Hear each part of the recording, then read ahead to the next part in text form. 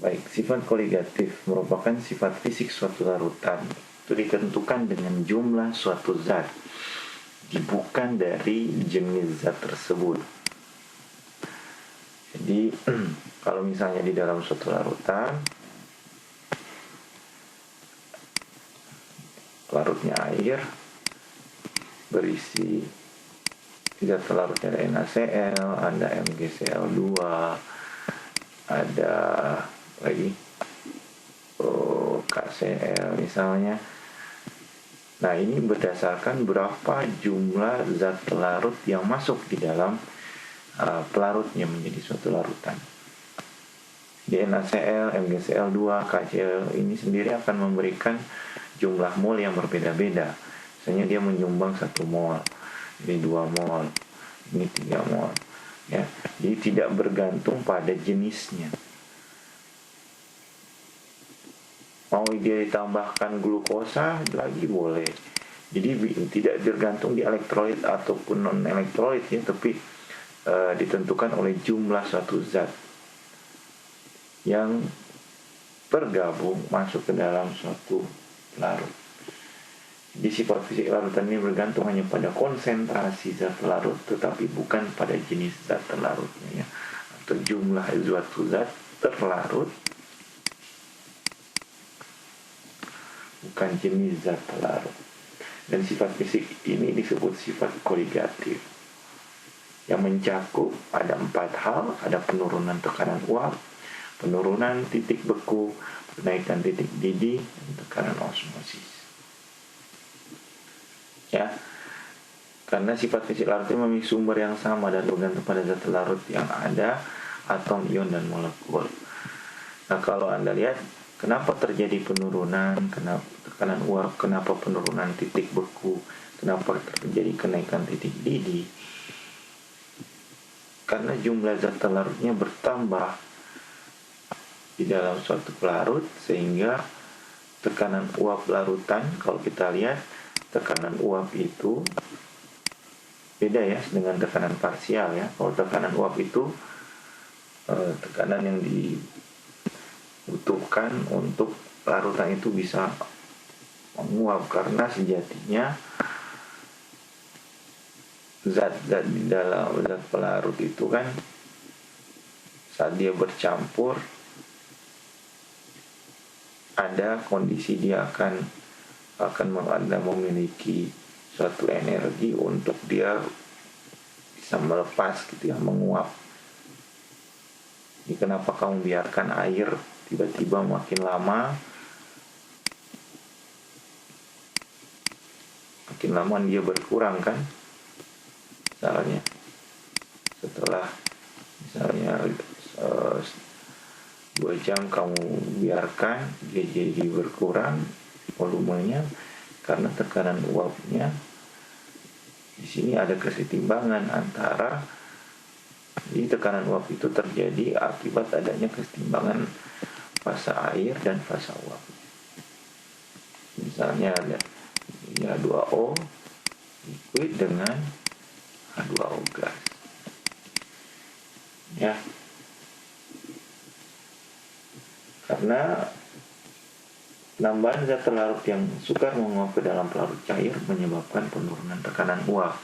Jadi NaCl, MgCl2, KCl ini kan zat larut misalnya yang sukar menguap, sehingga tekanan uapnya akan turun.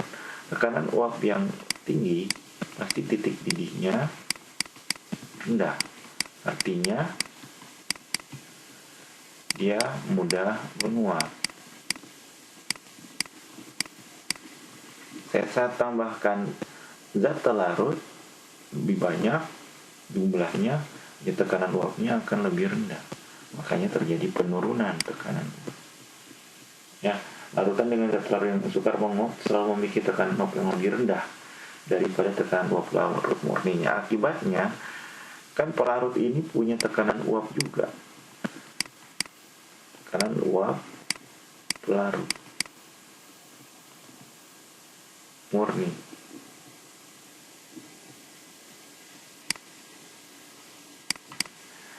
Ya. Nah, tekanan uap pelarut murni kita simbolkan P0 ini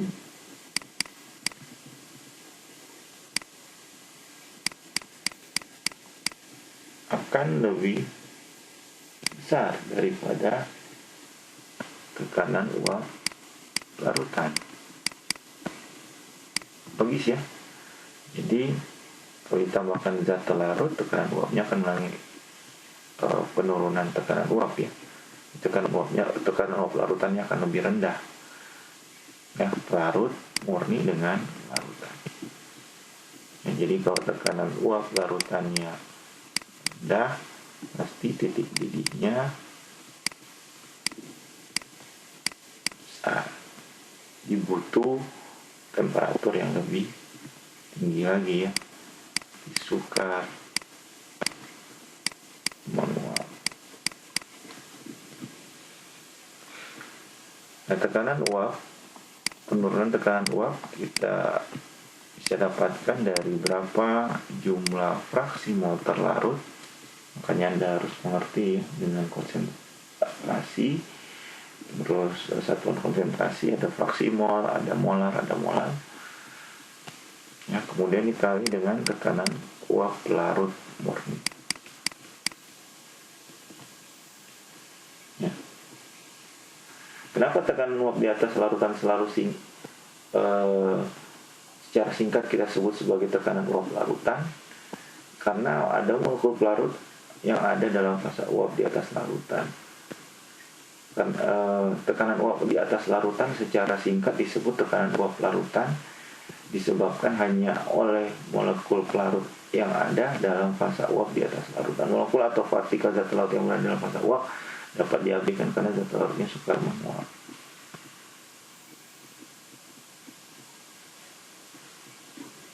Dan penurunan tekanan uap akibatnya ada zat larut yang bertambah di sini sehingga tekanan uap larutannya mengalami penurunan. Di tekanan uap larutan bisa kita sebut sebagai molekul pelarut yang ada dalam fasa uap di atas larutan. Molekul atau partikel zat larut berada dalam fasa uap dapat diabaikan karena zat larutnya sukar menguap. Kemudian ada namanya penurunan titik beku, delta TF. Delta TF ini bagaimana dapatnya dari KF dikali molaritas. KF ini adalah tetapan penurunan titik beku. Kemudian freezingnya delta TB ini adalah KB dikali molaritas. Dan tekanan osmosis ini berdasarkan rumus tekanan gas ideal, itu dimana dari molaritas kali R kali T temperatur. Nah, secara hukum Raoult, tekanan uap larutan akan berbanding lurus dengan konsentrasi larutan. Konsentrasi pelarut di dalam larutan, bukan, atau fraksi mol pelarutnya. Penambahan zat pelarut menyebabkan konsentrasi atau fraksi mol pelarut lebih rendah daripada pelarut murninya. Akibatnya tekanan uap larutan lebih kecil daripada tekanan uap pelarut murninya. Tekanan uap larutan kita bisa dapat dari X pelarut dikali tekanan uap pelarut murni. Nah, penurunan tekanan uap dari mana dapatnya? Dari penjabaran ini. P larutan, kita tahu X terlarut tambah X pelarut sama dengan 1. Berarti kalau dijabarkan X pelarut berarti 1 min X terlarut kan. N0.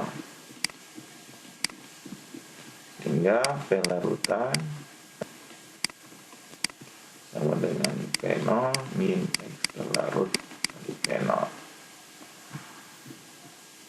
P0 akan selalu lebih besar dari P larutan, maka P0 min P larutan sama dengan X terlarut kali P0. Nah, ini adalah delta T atau penurunan tekanan uap larutan. Jadi Anda jangan sampai salah mana tekanan uap larutan, mana penurunan tekanan uap larutan. Yang bedanya adalah ininya ya, satu X larutnya, satu X terlarut.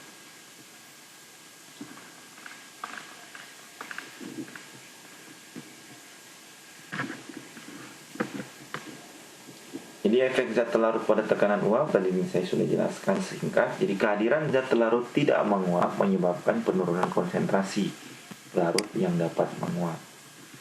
Secara kuantitatif besarnya efek zat terlarut tidak menguap terhadap tekanan uap zat terlarut, tekanan uap larut.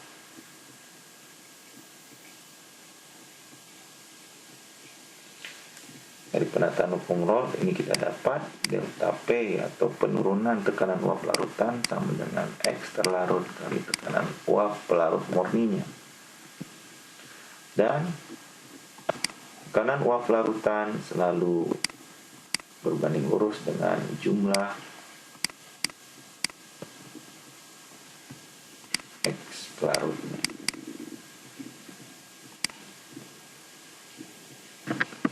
Ini ya, di berapapun jumlah pelarutnya akan semakin besar jika tekanan uap larutnya tekanan uap larutannya juga besar ya.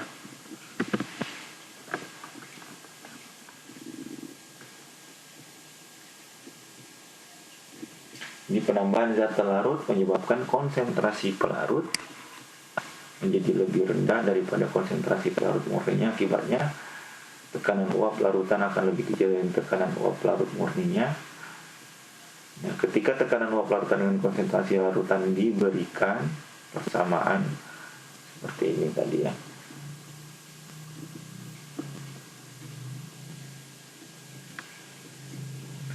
Kemudian bagaimana larutan yang mengandung dua komponen yang sama-sama bisa menguap, volatil.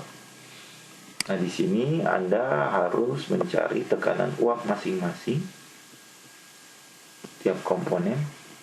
Misalnya ada toluen di dalam larutan.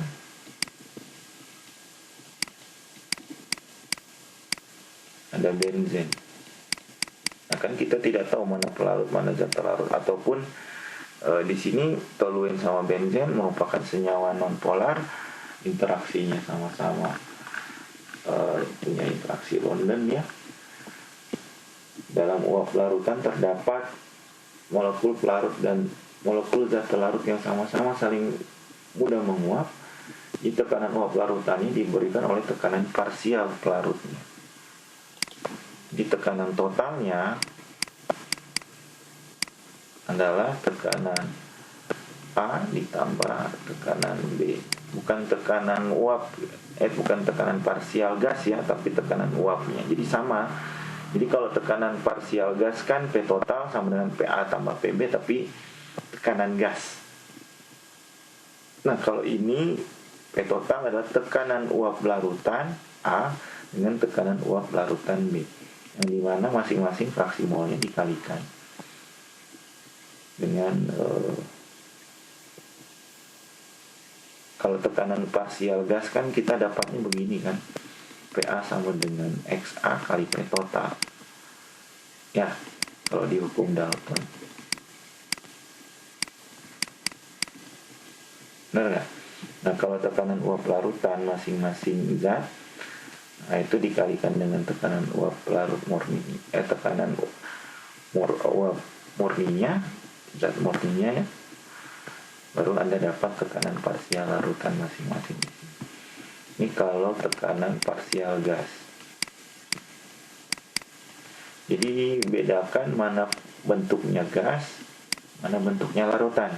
Kalau bentuknya larutan, Anda harus cari tekanan uap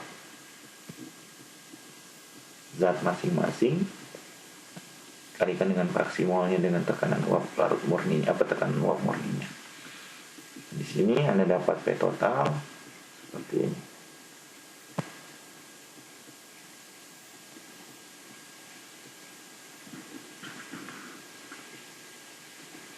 Jadi secara umum untuk larutan yang mengandung zat A dan B yang sama-sama mudah menguap didapatkan seperti itu.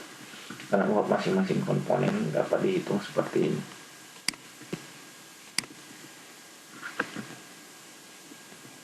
Nah, larutan dua komponen yang dapat mudah menguap tersebut, misalnya tadi toluen sama benzen, tekanan totalnya akan sama dengan tekanan parsial untuk tekanan uap A dan tambah tekanan uap B. Misalnya toluen, ini benzen gitu ya, dikalikan dengan tekanan uap murninya masing-masing dalam larutan. Nah, sejatinya kalau misalnya ini warna merah, kita tahu ini adalah PA, tekanan uap larutan PA, ini tekanan uap larutan PB, P totalnya adalah ini ya. Cuman dari grafik terhadap tekanan uap dengan fraksi mol A ya, dan fraksi mol di sini kan fraksi mol A ya, dan ini untuk yang B. Jika interaksi molekulnya sama, jadi jika interaksi antar molekul pelarut dan zat larut itu sama besar, yang kita sebut sebagai larutan ideal, yang delta H-nya sama dengan 0 ya, delta pelarutannya. Jadi di dalam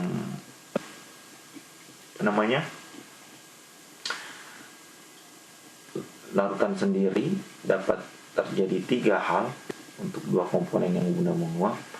Jika P totalnya sama dengan tekanan uap larutan komponen penjumlahan tekanan uap larutan per komponen-komponennya ya, itu adalah delta H-nya sama dengan 0 atau kita sebut larutan ideal. Nah, jika interaksi antar molekul pelarut dan zat larut dalam larutan lebih kuat daripada interaksi antar molekul dalam pelarut murninya,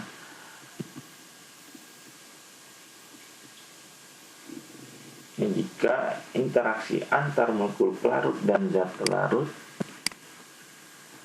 yang lebih kuat daripada interaksi antar molekul dalam pelarut murninya, tekanan uap larutan akan lebih rendah daripada tekanan uap yang dihitung. Jadi di sini ada penyimpangan negatif ya, sehingga delta H-nya eksoterm. Karena interaksi zat larut dan pelarut besar kan ya. Jadi kan Anda tahu delta H larutan itu kan ada delta H zat tambah delta H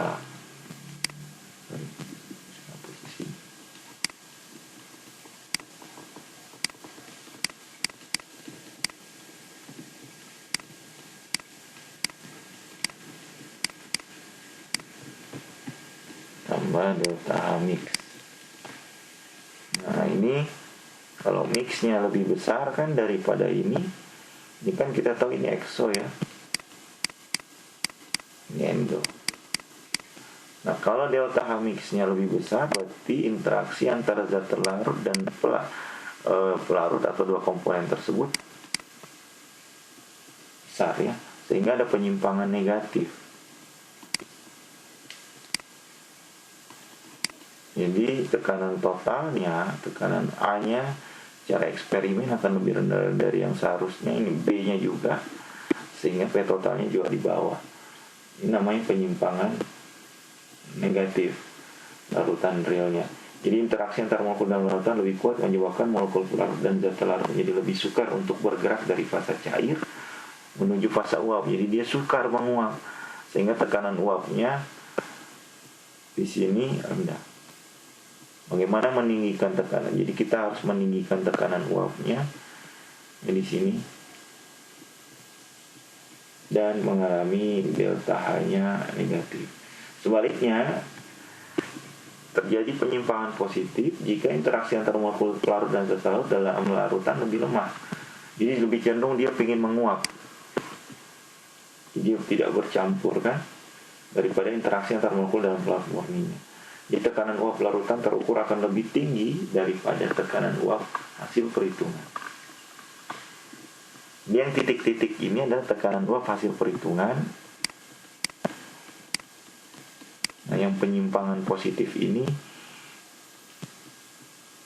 ya, ini tekanan uap realnya yang kita dapat.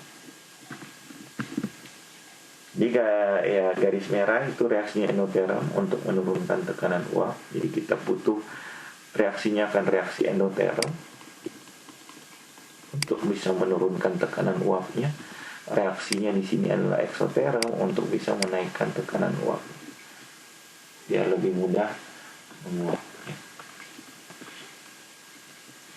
Jadi garis merah menyatakan penyimpangan positif untuk dan garis biru menyatakan penyimpangan negatif.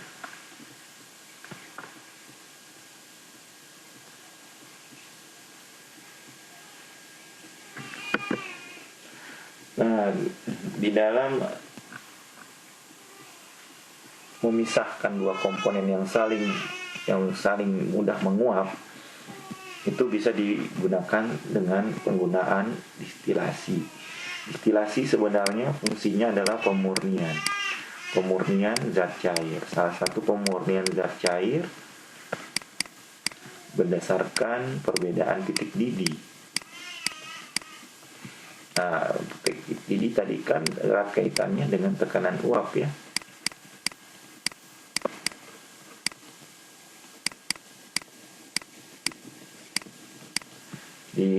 Tadi kalau titik didihnya besar, tekanan uapnya rendah ya, tapi sukar menguap. Kemudian kalau titik didihnya rendah, tekanan uapnya tinggi, jadi mudah menguap. Nah, di dalam larutan, tekanan uap larutan kita bisa untuk dua komponen yang sulit terpisahkan, kita bisa tentukan dari persamaan hukum Rolle, tekanan uap larutan atau P total. Ya, biar Anda tidak bingung nih. Tekanan uap total, tekanan uap larutan totalnya. Di PT-nya adalah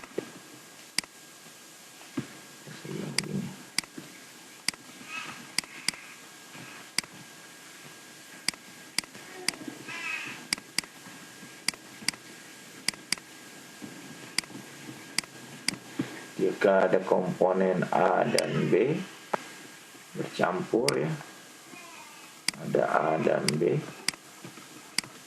maka P totalnya adalah XA fraksi mol A P0A ya, kemudian ditambah XB kali P0B.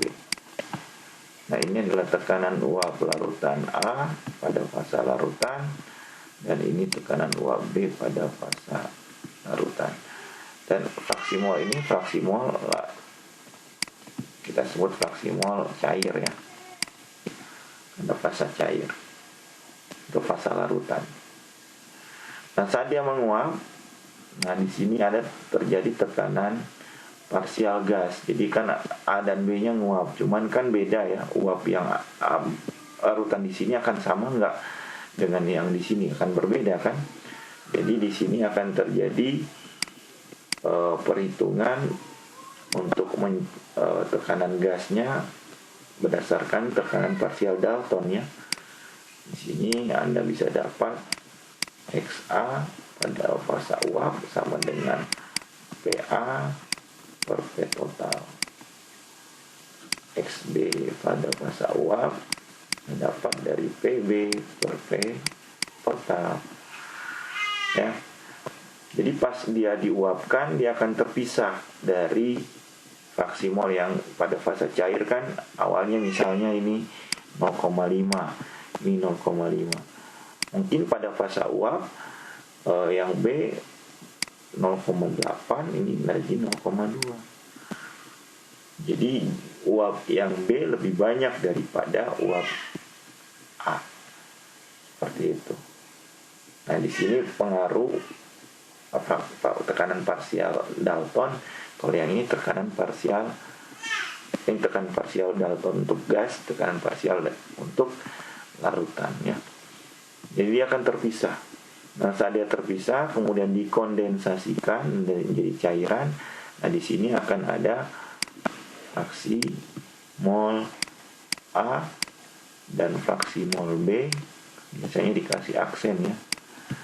Kenapa aksen? Karena hasil pemurnian, hasil kondensasi dari penguapan, kemudian dia jadi dicairkan. Ini akan sama dengan fraksi uap A dan fraksi uap B. Ini akan sama dengan ini. Nah, kalau ini distilasi kembali, Anda masukkan lagi ke persamaan ini dan tekanan totalnya akan berbeda lagi. Ya. Dan nanti akan Anda dapat X uap lagi, XA uap lagi yang berbeda. Jadi satu kali siklus ini akan dapat ini pada fase cair.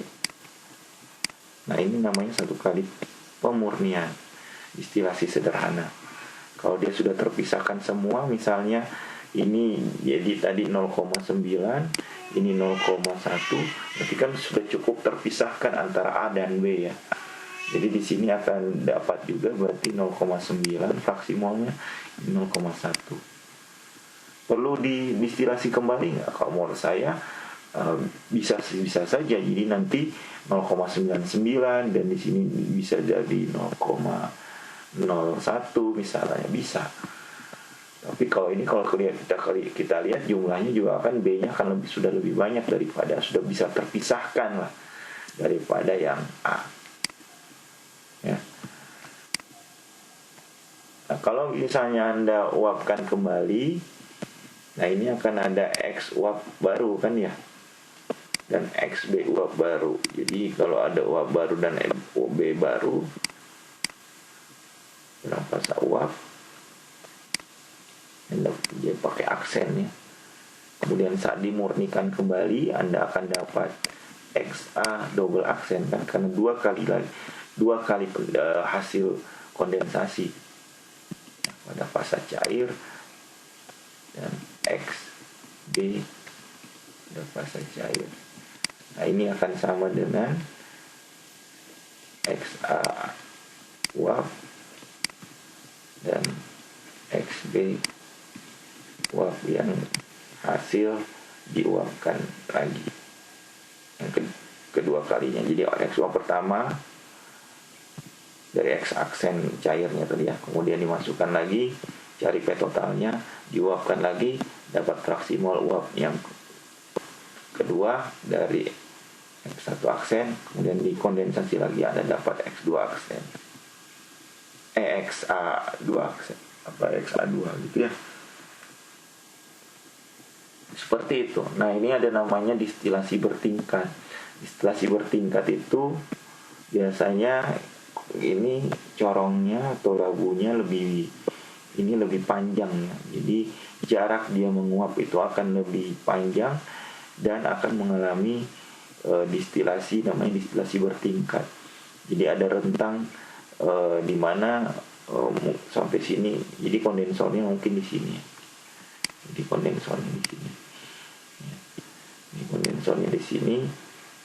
Jadi bisa saja dia sampai sini terpisahkan, dapat XA uap dan XB uap, kemudian dia jatuh lagi, kemudian diuapkan lagi sampai sini.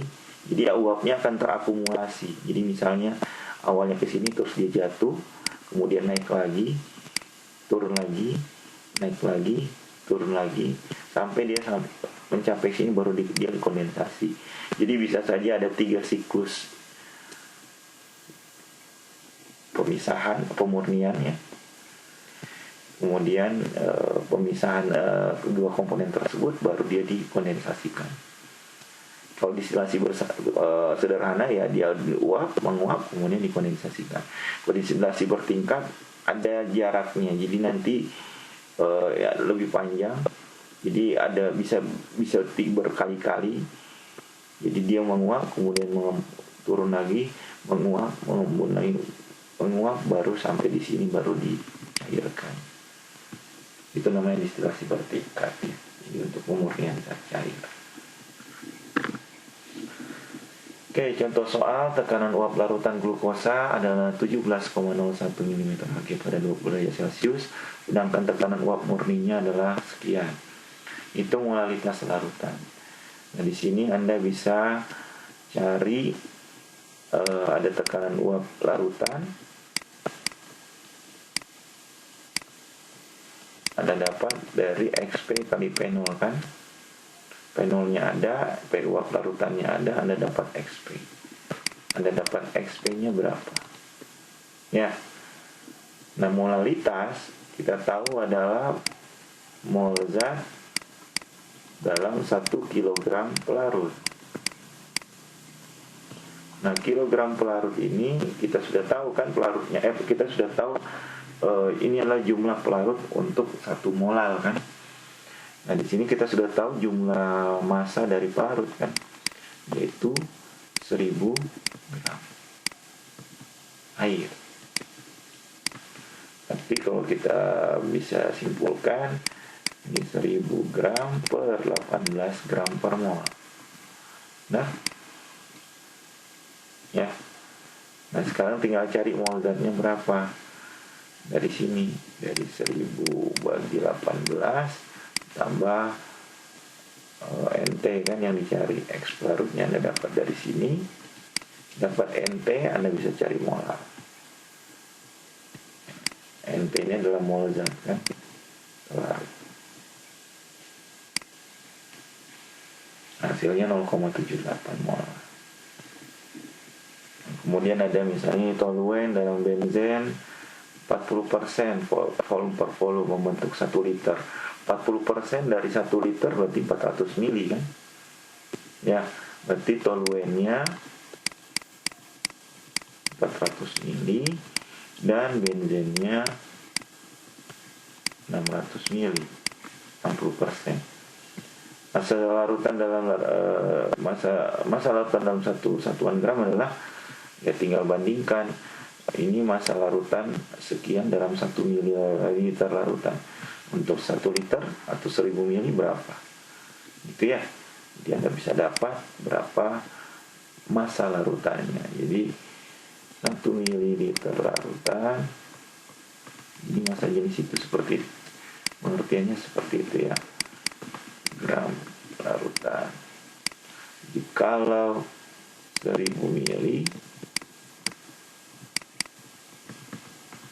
berapa gram? Ya. Nah, di sini akan Anda dapat berapa massa larutannya. Sama dengan massa jenis toluen.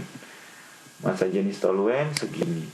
Berapa massa toluennya? Kita tahu volume toluen 400 mili kan. Perbandingan lagi. Untuk 400 mili, untuk 1 mili massa toluen segini. Untuk 400 mili berapa massa toluen? Anda dapat lagi. Kemudian tekanan ada tekanan uap murni masing-masing toluen maupun benzen sudah ada di sini. Anda cari tekanan totalnya. Ya, berarti Anda bisa cari dari tekanan uap total larutan adalah fraksi mol toluen kali P0 toluen, ya, ditambah X benzen, fraksi mol benzen dengan P0 benzen. Di sini massa larutannya ada, massa toluen ada, Anda bisa cari massa benzen kan. Massa benzen pasti Anda bisa tahu dari massa larutan dikurangi massa toluen. Ya. Dapat massa masing-masing, bagi MR-nya Anda dapat molnya masing-masing, baru ada fraksi molnya. Nah, untuk fraksi mol uap Anda tinggal cari X uap tadi toluen itu dari P. Ini kan jadinya P toluen ya, tekanan uap toluen. Ya, Ini tekanan uap si benzen. Jadi Anda bisa cari dari P toluen dibagi P total.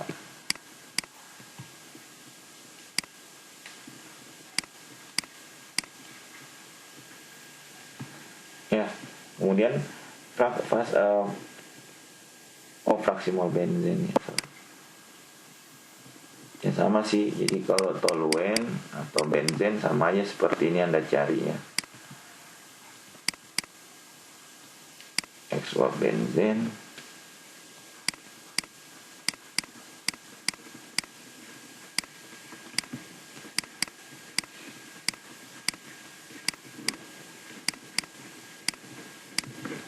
total ya. Nah, fraksi mol toluen dalam fasa cair setelah uap tersebut ya sama dengan fraksi uap toluennya kan. Nah, tadi saya bilang ini jadi X aksen cair toluen kan sama ya. Begitu cara mencarinya. Nah, jawabannya Anda bisa cari, Anda bisa cocokkan di sini.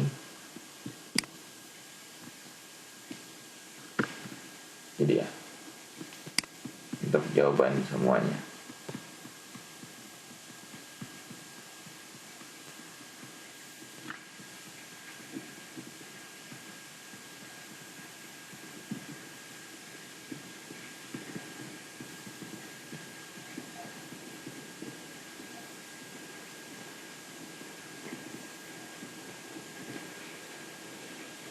Oke. Nah, ini Anda bisa kerjakan juga di rumah. Anda bisa tentukan di sini sudah ada jawabannya, soal jawabannya. Di sini ada etil bromida dengan etil iodida, dua komponen ya, memiliki komposisi fraksi mol masing-masing sekian. Nah, ditanya tekanan di sini tekanan uap murninya sudah diketahui, ini juga sudah diketahui itu komposisi uap, dan jika uapnya dikondensasi itu komposisi uap yang baru. Berarti di sini dia dikondensasikan jadinya X aksen ya. X aksen kemudian diuapkan kembali kan dari X uap X aksen cairnya. Anda dapat nanti X uap aksen yang ditanyakan. Aksen itu artinya di penguapan keduanya ya, dari hasil kondensasi yang sebelumnya. Nah, kalau ini lebih mudah. Jadi di sini ada benzen, ada toluen, tinggal cari fraksi mol saja. Tekanan totalnya X toluen kali P0 toluen tambah X benzen P0 benzen ya. Nah, ini akan dapat tekanan total uap ya, larutannya adalah 40 torr. Oke, kita masuk ke penurunan titik beku dan kenaikan titik didih.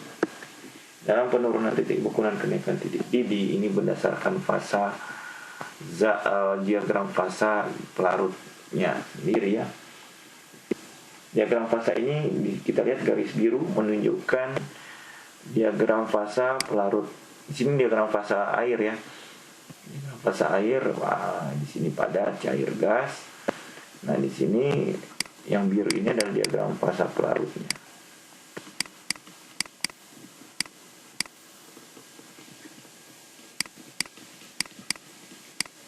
Nah, kenapa bukan penurunan titik didih dan kenaikan titik beku, malah sebaliknya penurunan titik beku dan kenaikan titik didih? Itu akibat ada penambahan zat larut sehingga dia sukar menguap kan. Jadi tekanan uapnya akan lebih rendah untuk larutan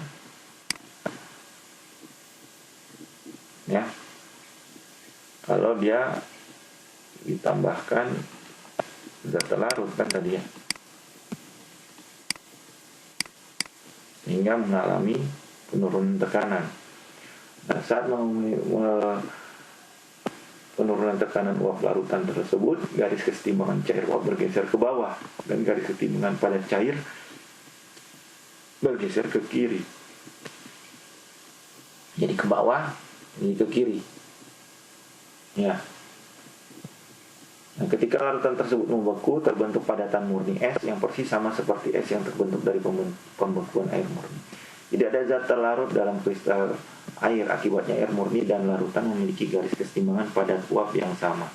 Titik A pada diagram tersebut ada titik triple ini, tahu ya. Dan 760 torr itu dia membeku atau 1 atm kita sebutnya. Membeku pada 0 derajat, ini mendidih pada 100 derajat kan dia air. Titik beku A. Dia ada namanya nanti TF air kan 0 derajat Celcius, dan titik beku air adalah 100 derajat Celcius. Nah, kalau kalian lihat di sini titik didihnya akan mengalami kenaikan, titik bekunya akan mengalami penurunan. Ya, berarti kalau mau cari delta TF, Anda bisa cari dari TF 0 kurang TF kan. Dan delta TB, TF ini adalah larutan.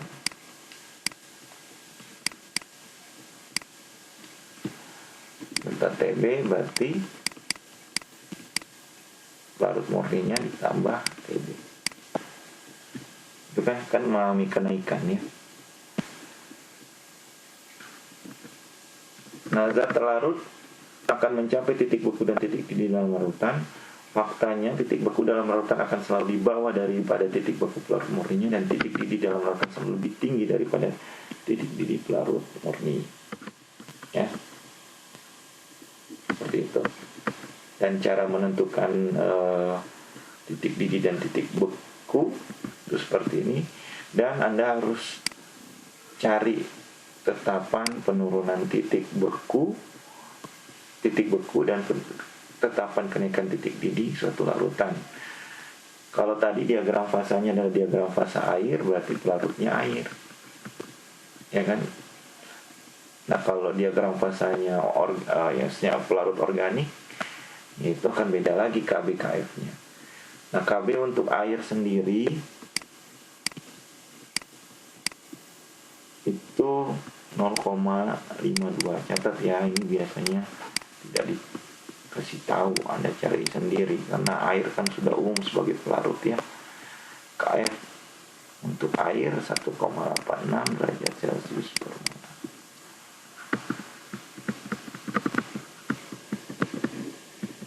Nah, di sini Anda dapat delta TB sama delta TF. Oh, salah tadi ya. Maaf. Salah bukan ini. Bukan dikurangi, aduh salah. Ini TB kurangi TB0. Yang tadi itu ditambahkan berarti kan delta TB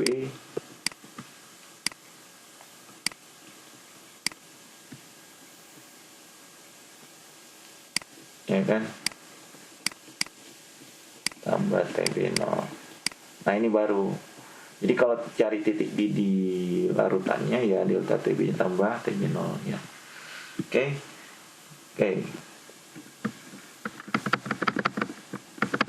Seperti ini. TB larutan dikurangi TB0 kan delta ya. Kurangan. Delta TF0 kurang TF ya. Nah, ini dia tetapan kenaikan titik didih dan tetapan penurunan titik beku pelarut. Nah, tergantung pelarut Anda mau pakai yang mana kalau di soal. Biasanya kalau yang ini sudah umum. Nah, sekarang kalau ini biasanya diketahui dulu ya.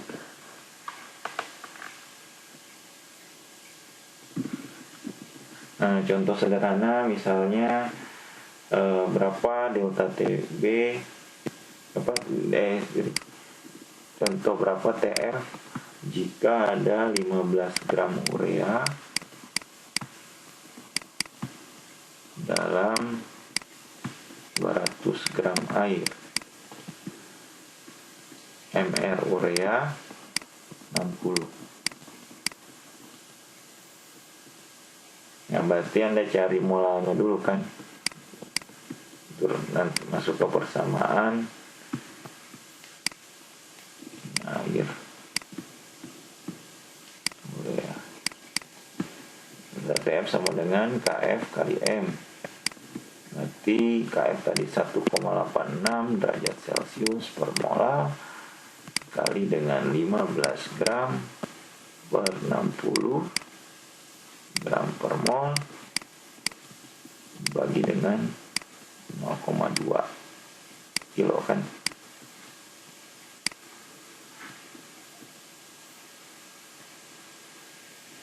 Ya. Jadi Anda bisa dapat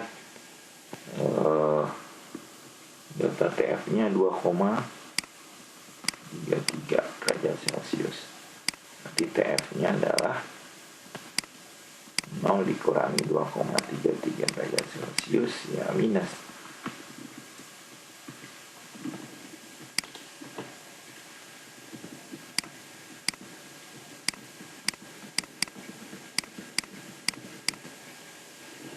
Ya, seperti itu. Nah, penurunan titik beku atau peningkatan titik didih larutan juga dapat digunakan untuk menentukan massa molar suatu senyawa. Jadi ini misalnya ininya yang ditanya MR-nya. Itu juga bisa. Jadi misalnya dari delta TF-nya 1,06. Contoh. Misalnya delta TF-nya 1,06 derajat Celcius. Ya.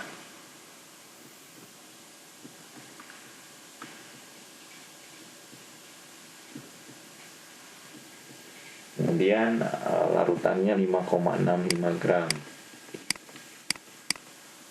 zat. Nah, berapa MR-nya? KF-nya 1,86. Nah, di sini Anda bisa cari MR-nya kan. Dari sini Anda cari molar. Dari molar di sini Anda cari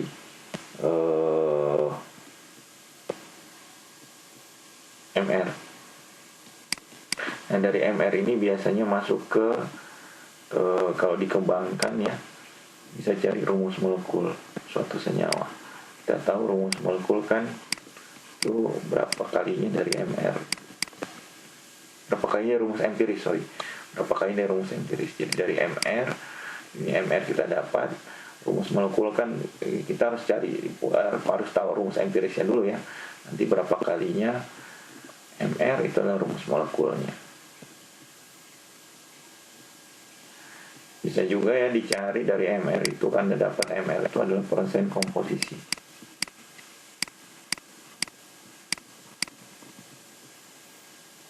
Ya. Jadi kalau ada berat suatu larutan berapa, atau berat suatu senyawa lah, persen komposisinya berapa. Kan harus dari MR-nya ya. Misalnya. Ya dari rumus molekulnya atau persen komposisi. Jadi jangan lupa lagi tentang stoikiometri di awal-awal.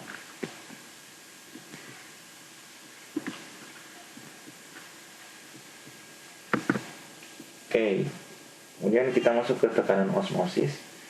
Gambar yang Anda lihat ini Anda lihat adalah solut, partikel atau zat larut.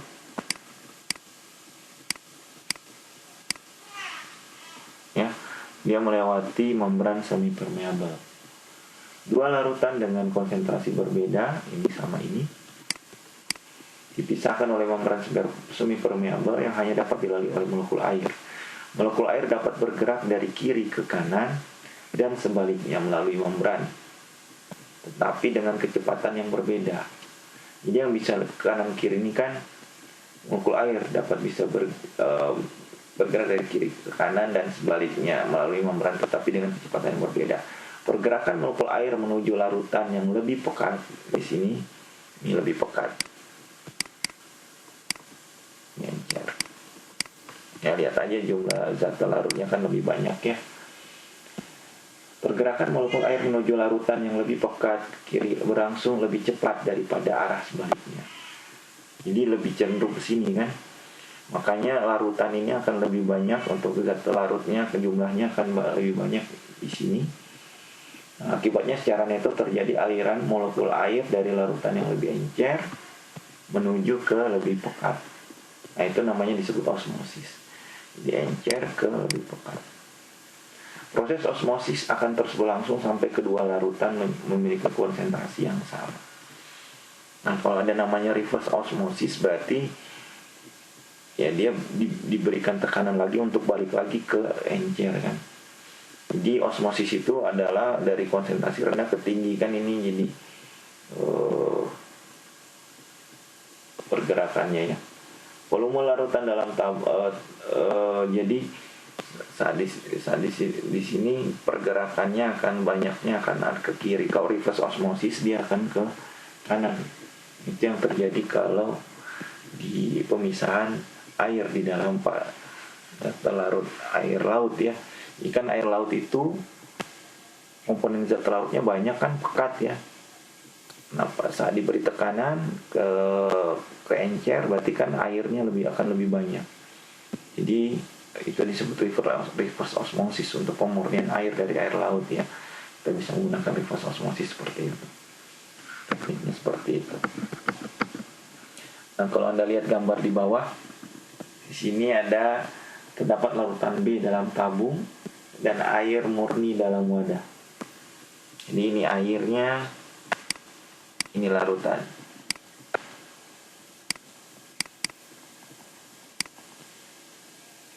Nah, di sini alat mengukur tekanan osmosis kita sebut sebagai osmometer.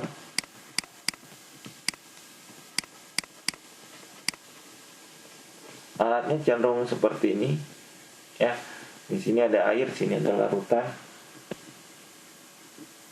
Nah, seiring berjalannya waktu, volume larutan dalam tabung akan terus bertambah seperti ini, karena terjadi aliran molekul air atau osmosis dari wadah A melalui membran. Ya. Volume larutan di dalam tabung B yang terus bertambah memberikan tekanan ke arah bawah yang menyebabkan semakin sulitnya molekul air memasuki larutan dalam tabung. Jadi karena tekanan ke bawah, inilah disebut tekanan osmosis.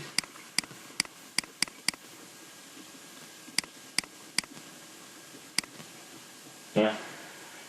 Jadi tekanan ya ke arah bawah yang menyebabkan semakin sulitnya molekul air memasuki larutan dalam tabung. Akhirnya tekanan yang diberikan oleh larutan di dalam tabung B cukup kuat untuk menghentikan proses osmosis. Jadi untuk menghentikan proses osmosis itu disebut tekanan yang diperlukan untuk menghentikan tekanan osmosis. Sebenarnya itu disebut tekanan osmosis. Tekanan osmosis. Tekanan yang diperlukan untuk tepat menghentikan osmosis.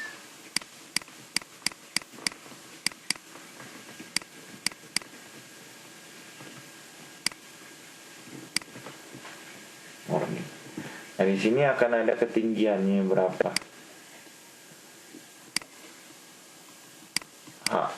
Ketinggian yang diberikan ya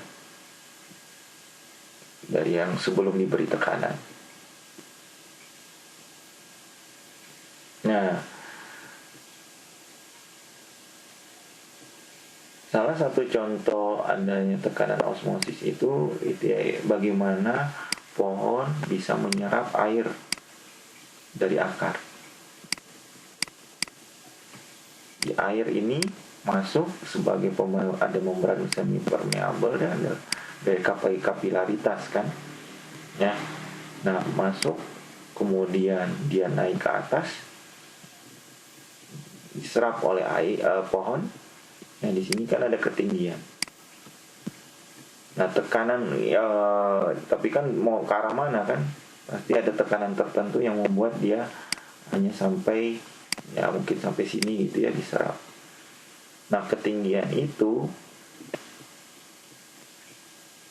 air masuk dari akar ke batang, itu kita bisa tentukan tekanan menggunakan tekanan hidrostatik, dan ada ketinggian. Jadi pada ketinggian kita bisa tentukan dari tekanan hidrostatiknya akan sama dengan tekanan osmosisnya. Kita tahu tekanan osmosis adalah M kali R kali T, dan R-nya ini adalah 0,082 dan T-nya dalam Kelvin.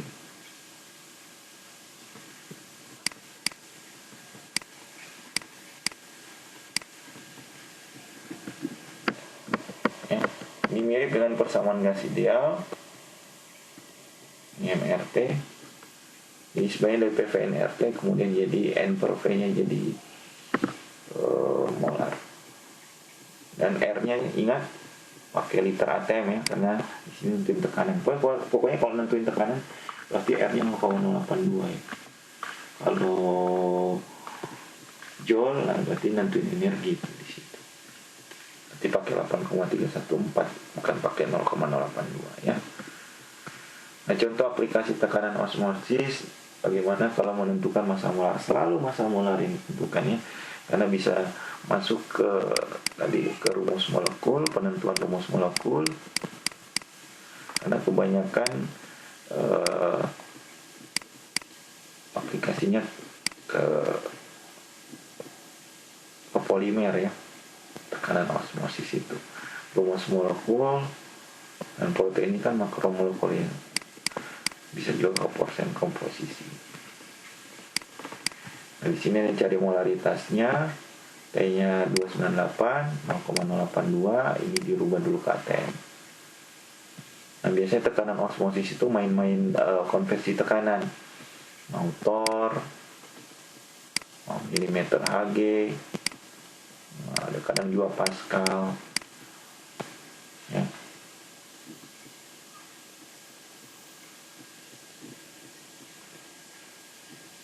Jadi Anda harus tahu konversinya. Kemudian ini mol protein Anda dapat, ini mol